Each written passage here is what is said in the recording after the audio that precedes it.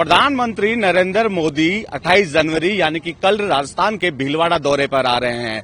भीलवाड़ा दौरे को लेकर बीजेपी की ओर से पूरी तैयारियां कर ली गई है। यहां पर देव नारायण भगवान के 1111 जन्मोत्सव में जो है कार्यक्रम में शिरकत करेंगे। हालांकि पंच पटेलों की ओर से प्रधानमंत्री को कार्यक्रम के लिए निमंत्रण भेजा गया था और प्रधानमंत्री नरेंद्र मोदी ने इसे स्वीकार कर लिया था। हालांकि भीलवाड़ा दौरे को लेकर सियासी मायने भी लगाए जा रहे हैं, क्योंकि विधानसभा चुनाव पास में है। ऐसे में गुर्जर वोटर को जो अपनी तरफ लेने के लिए कहीं ना कहीं सियासी संबोधन भी प्रधानमंत्री नरेंद्र मोदी के द्वारा दिया जा सकता है। क्योंकि 2018 की अगर बात करें, बीजेपी से खफा होकर गुर्जर समुदाय की ओर से सचिन पायलट को मुख्यमंत्री बनाने के लिए गुर्जर समुदाय सचिन पायलट यानी कि कांग्रेस के पक्ष में वोट दिया था, लेकिन सचिन पायलट को मुख्यमंत्री नहीं बनाया गया। ऐसे में गुर्जर समाज काफी नाखुश नजर आ रहा था और ऐसे में बीजेपी वापस आएगी कि 2018 में जो गलती हुई वो पुनः नहीं हो। ऐसे में गुर्जर वोटों को साधने के लिए प्रधानमंत्री नरेंद्र मोदी का ये दौरा कई मायनों में अहम माना जा सकता है। अगर आंकलन की अगर बात करें, सबसे ज्यादा वोट जो है जाट समुदाय से आते हैं, दूसरे नंबर पर ब्राह्मण समुदाय से आते हैं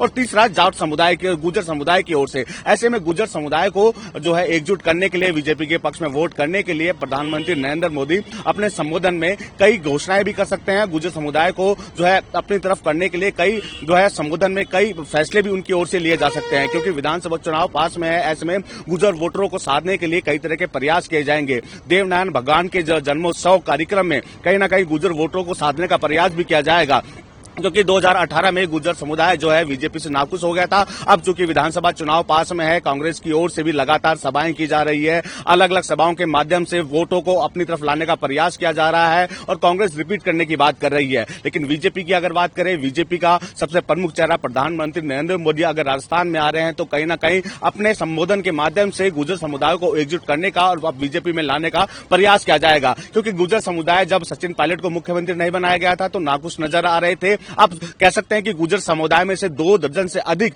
नेता भी निकलकर सामने आए। अगर बात करें, नाथूराम गुर्जर भी जो है गुर्जर समुदाय से निकलकर सामने आए और लोकसभा में सांसद बने। इसके बाद अगर बात करें, अलका गुर्जर भी यहीं से निकलकर आई। हेम सिंह भडाना हालांकि बीजेपी से खफा होकर निर्दलीय चुनाव लड़ा था, लेकिन वापस बीजेपी में आ गए। अब कहीं ना कहीं गुर्जर वोट साधने के लिए कई तरह के प्रयास जो है बीजेपी की ओर से किए जाएंगे। कल जिस तरह प्रधानमंत्री नरेंद्र मोदी भीलवाड़ा पहुंचेंगे तो कहीं ना कहीं 2 लाख से अधिक लोग उनके स्वागत में खड़े होंगे, उनका उद्बोधन सुनने के लिए तैयार होंगे। जो पंच पटेल हैं वो भी पूरी तरह से तैयार हो गए हैं। माना यह जा रहा है कि सियासी गलियारों में चर्चा भी है कि ये गुर्जर वोटरों को साधने के लिए प्रधानमंत्री नरेंद्र मोदी वहां जा रहे हैं, क्योंकि नाखुश तो पहले ही थे गुर्जर, लेकिन अब गुर्जरों को मनाने की कवायद प्रधानमंत्री नरेंद्र मोदी खुद करेंगे।